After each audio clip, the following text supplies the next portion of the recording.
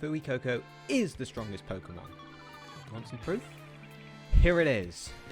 I also added some extra rules because Fuecoco is too strong and the run would be too easy without them. And here's how the run went. Not related to the run, but while looking back at the footage, the NPC's T-posed in the intro. Fuecoco already shows its incredible strength by incinerating an orange. I get my jolly-natured Fuecoco, crush Nemona, and make my way to the lighthouse.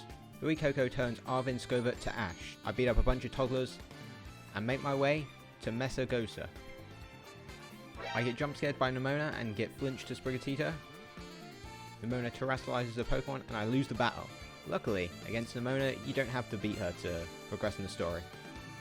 Team Star is defeated with ease.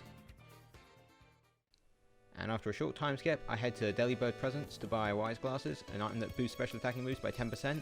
Next, I go to the west of Mesagosa, towards the Bug Gym. In the gym trial, I fight all of the trainers for EXP. As for the leader, let me remind you, I picked the Fire Starter.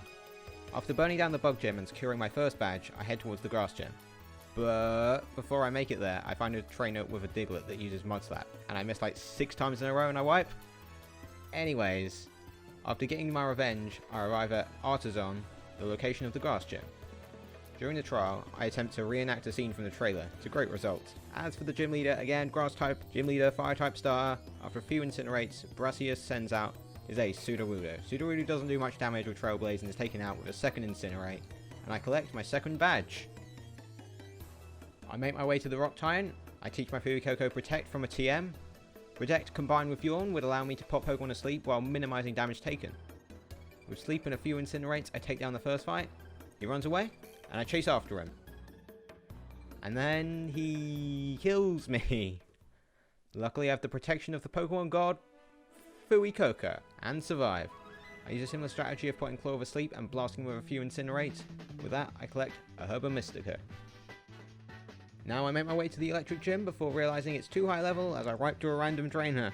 I attempt to enter the Fire Team Star base, but Fuecoco has a sinister plan. He told me to throw and return when he is 3 times their level, to embarrass the entirety of Team Star. So I grind and attempt to find a Psychic Gym before giving up and going back to the Electric Gym. Nemona ambushes me, but this time I'm prepared. I effortlessly scorch her team one by one. After beating Nemona, I complete Iono's trial with no issues and start the fight against Iono. Watrel loses Spark that causes paralysis, and it causes me to lose the fight to Miss Magius's Hex. I decide the Shell Bell's extra healing would be useful for this fight, and give it to Fuecoco.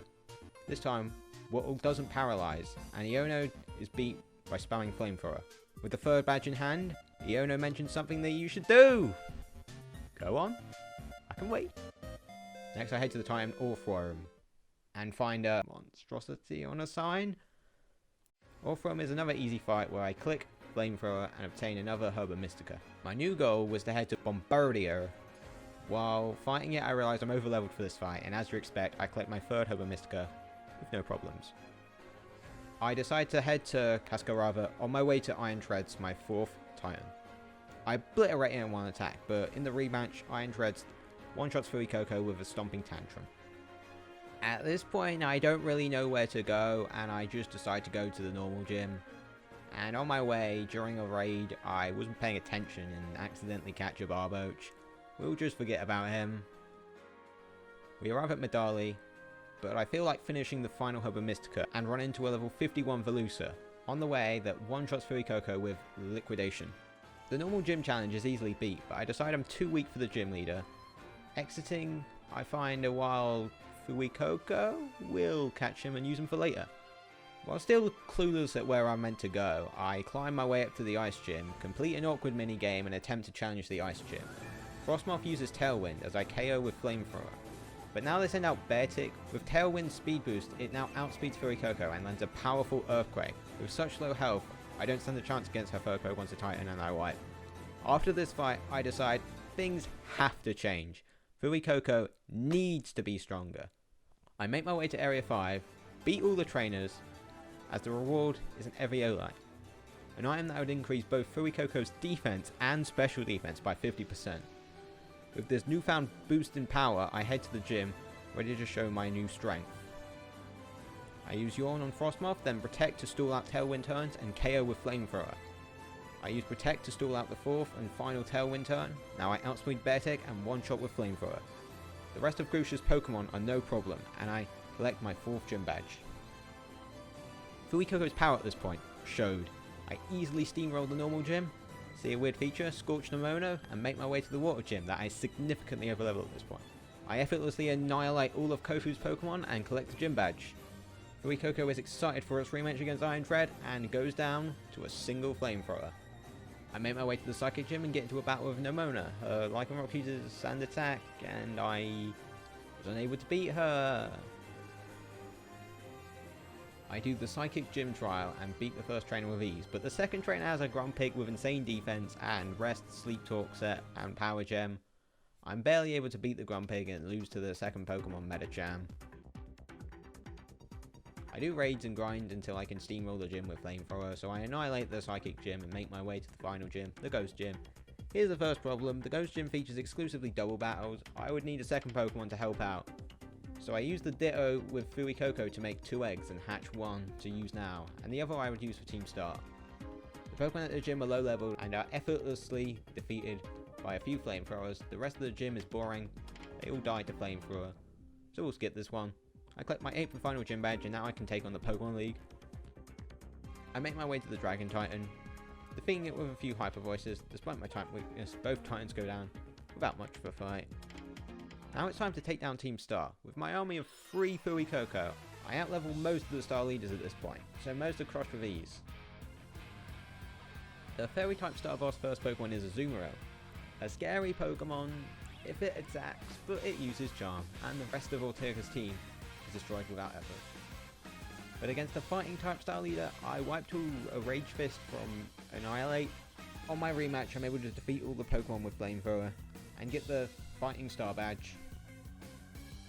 With all Star bosses defeated, I grind raids until Fuecoco can reach level 100 and buy bottle caps to max out its IVs. I head to the school and fight Quavel. Only his final Pokemon, Quavel, is threatening due to its powerful water type attacks.